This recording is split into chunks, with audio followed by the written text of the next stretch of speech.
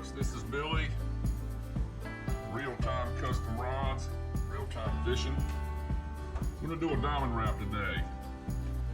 I've laid this out, and what I've basically done is this dowel rod I've got is about a ½ an inch around or across. Is the diameter and the circumference in round figures gets to about 40 millimeters.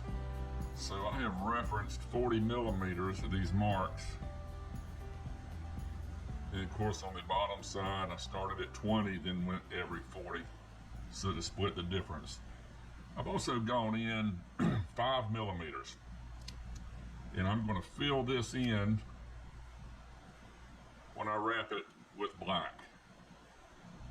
So that's going to create, the diamond inside is going to be black all the way across.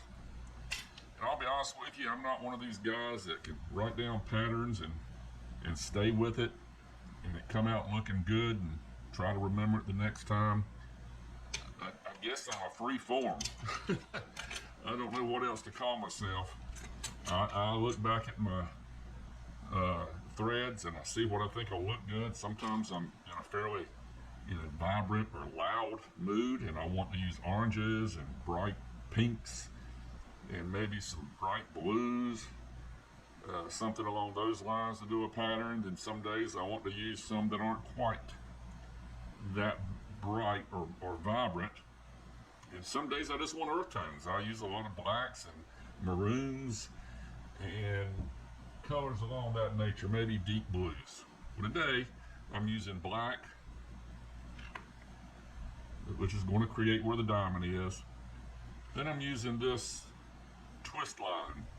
I don't know exactly what you would call it. It's called Pro Wrap Twist number 862G, and it's actually a size C.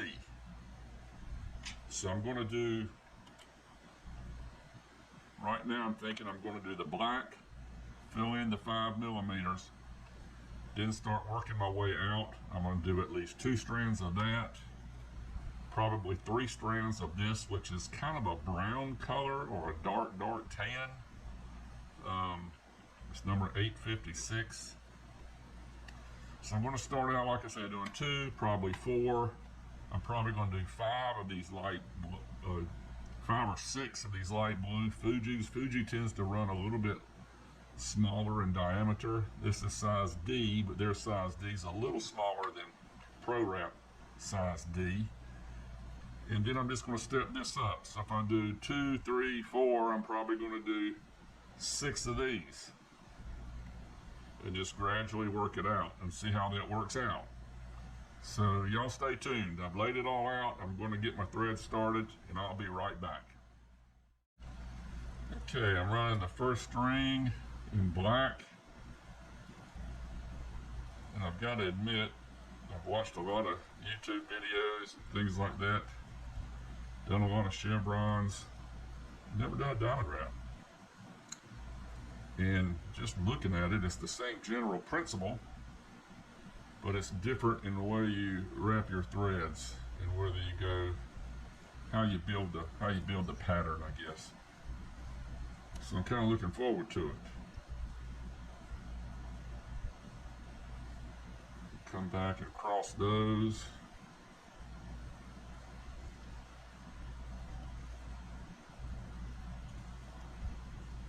I really don't like, I have to figure out a better way. I don't like using the dowel rods. I'm going to have to do something else. I'm either going to have to start sanding them down, painting them a little better. I bought a fairly good quality paint, believe it or not. But they're rough and you can't adjust your strings. I don't like that part.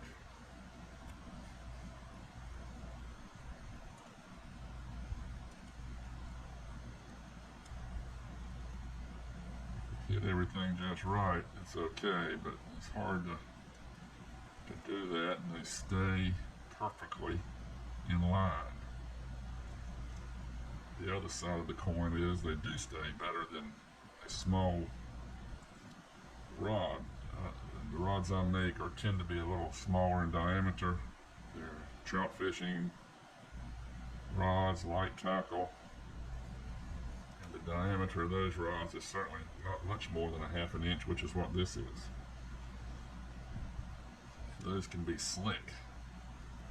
See, thread tends to want to move around on you. I made my mark so small that the thread is actually hiding where they are when I'm coming back and trying to cross it, but you see it a little bit. If you're new to this, again, I'm fairly new, take your time. I spent a lot of time laying this little pattern out and double checking my figures and making sure it's right. And now that I've run that first pass, I'm going to make sure I'm on every cross and make sure they all look right. These look pretty good. You think a thread width isn't going to make a difference? I would say you need to move it to your dot every time. It's harder and harder to straighten them as you go. If you ever build anything, no matter what, if it starts out off, it tends to stay off because everything is built upon that. These look pretty good. So I'm going to continue with my black. Probably didn't need to cut it then. And I'm going to be working my way in. A small section on every one of these is going to be solid black. Okay, I'm not going to bore y'all with this, what I call the fill-in phase. Like I said, all these, this is going to be solid black. I'm going to go ahead and fast forward through a lot of this stuff, and I'll bring you back on when I get all that done.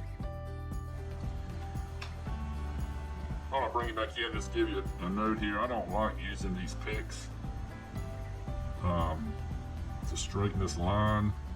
It creates fuzzies. It works real good. But if you get a little too aggressive with it, everything, it creates fuzzies, which is something you got to deal with. But, like I mentioned earlier, the string doesn't really push real well on these blanks if I use my burnishing tool, which is really what it's designed for, is to burnish and to do stuff like this. So I'm using this pick, but I'm being very, very careful with it. Okay, I've got the basic pattern filled in now. I will now start working my way out. I'll just build this area in here, just keep working it, closing. I don't know if I'm gonna close it all the way off or not. It's just a matter of how it looks when I get to certain stages. I never really know. So hopefully it'll look okay. This all looks pretty good. The strings aren't too bad. I'm gonna have fuzzies on a couple of these. I can see where I had to use the pick. Other than that, I think we're good to go. So it's about 11:45. I'm gonna go get me a bit of lunch, and I'll be back. Hopefully finish this thing up this afternoon. Okay, I'm back. Like I mentioned when I started, I'm gonna put at least probably 2 of this tiger wrap looking twist string. So we'll see what happens on this one. I think it'll look good myself. We'll find out. I'm going to be working on the outside.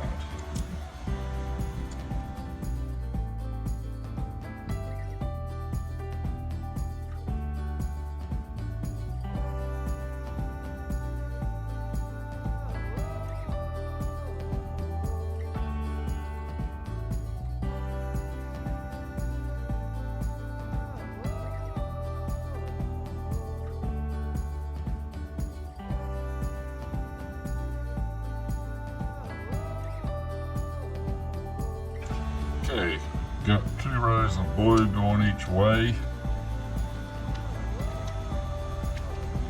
2 passes, I guess I should say. I'm not familiar with all the terminology on this stuff yet.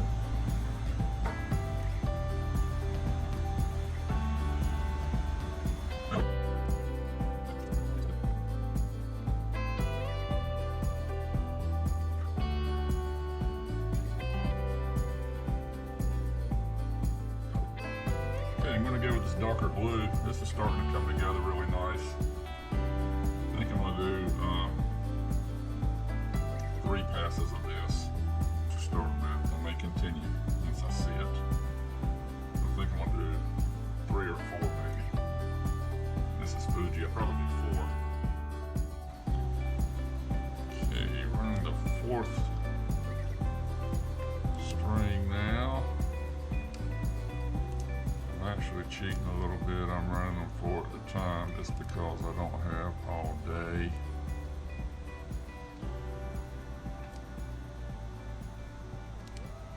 And it will save some time. You don't get quite, it can be argued, you don't get quite as good a look doing it this way.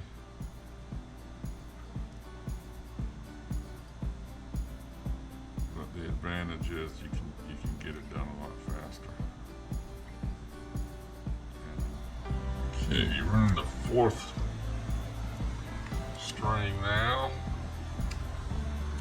I'm actually cheating a little bit. I'm running them 4 at a time just because I don't have all day.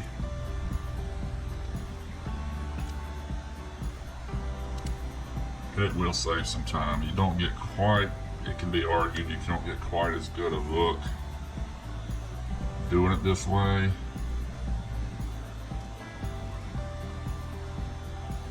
But the advantage is you can get it done a lot faster. Thinking I'm going to close these in, and if I do that, well, I don't know. If I do that, I'll definitely want to go faster. I'll be here till Christmas. But it is a lot of area to close in, so I don't know if I want to do that just for this demonstration, because all I'm doing is practicing on this dowel rod here.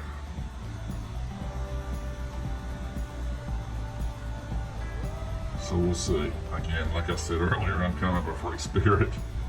I don't have any master plan when I start most of the time. I'll stick with a pattern, and whatever colors kind of hit me is kind of the ones I go with.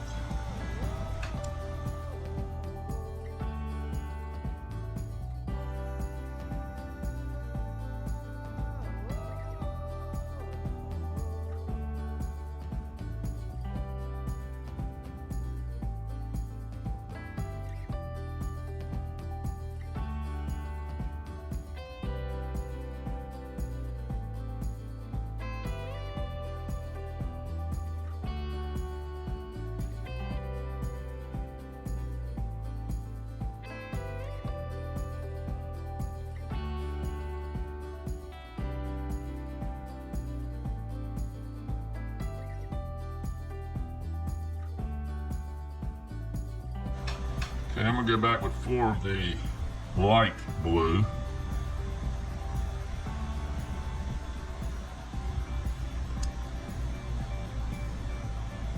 Then I may go back with 2 of the darker blue. I don't know if that's going to create any kind of a fade or not, but that's kind of the idea of how fade wraps work. Start with bigger numbers of threads, transition over to one that you started that didn't have so many numbers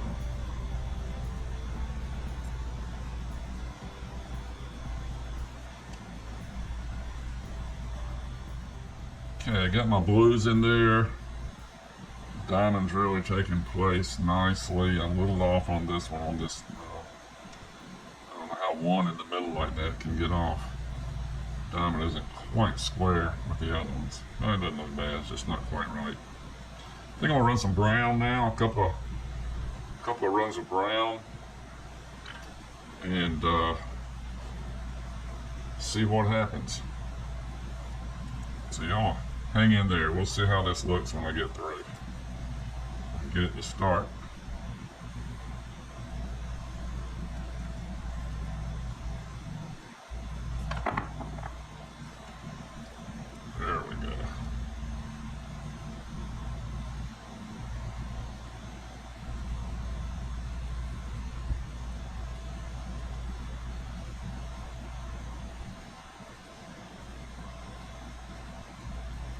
Didn't cut the string too short.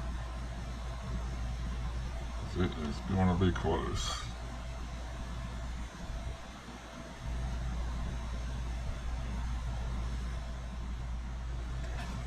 Okay, I have gone down with 2 strands of this brown now, and it actually seems to be setting it off nicely. I was really surprised that this would do that.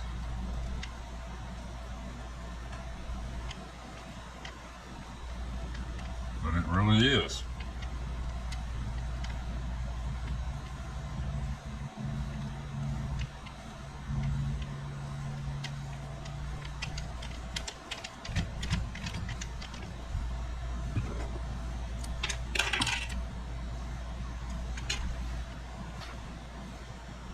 Like I said, this, I don't know if you need to see it on the camera, this square is a little more kind of skewed to one way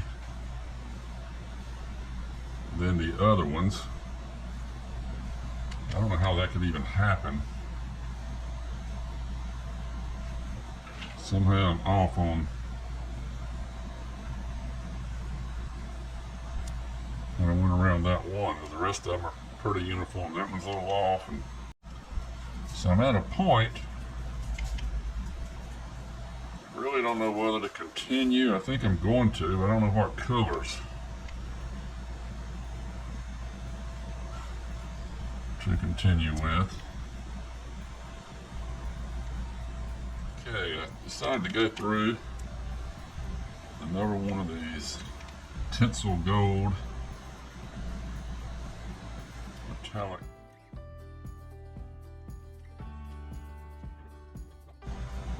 Okay, last pass, I believe.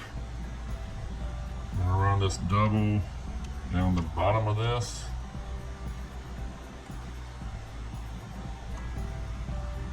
I'll probably coat it with some color preserver next. It is about 2:25 in the afternoon, so I will, hopefully it'll dry. It says it'll dry in less than an hour. And I can put some poly on it.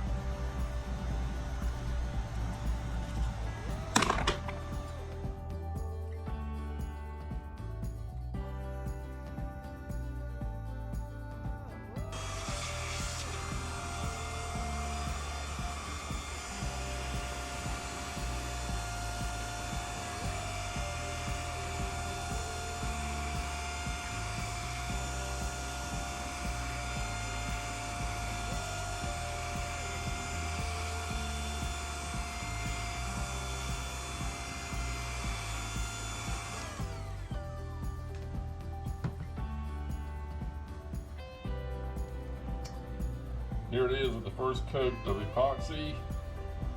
I'm sorry, I thought the camera was on, and it was not. But I finished it up. Again, I always get a lot of fuzzies off the ends down here when I taper this thread out.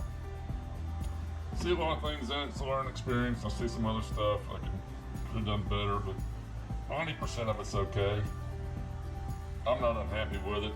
Being my first one, it's not for a customer or anything. I'll do a few more before I even offer that to a customer and make sure I get it down pat. But anyway, hope y'all enjoy this. This is called a diamond wrap or a box wrap. I could have kept going till the white, which is the blank itself that you see there, was the same size as these black. You either had a black and a white triangle or a diamond shape. And I really didn't want to spend that much thread, but that was where I could head with that. Anyway, y'all, if you like what you see, please like and subscribe. I appreciate that a whole lot. Give me a comment, give me a share. It just helps us all out. Doesn't cost you a dime. Nobody's going to spam you. I'm not going to ask you for an email address or anything like that, or your phone number. I'm not going to call you. You can contact me anytime, and I'll be glad to build a rod for you or help you any way I can. Y'all have a good one.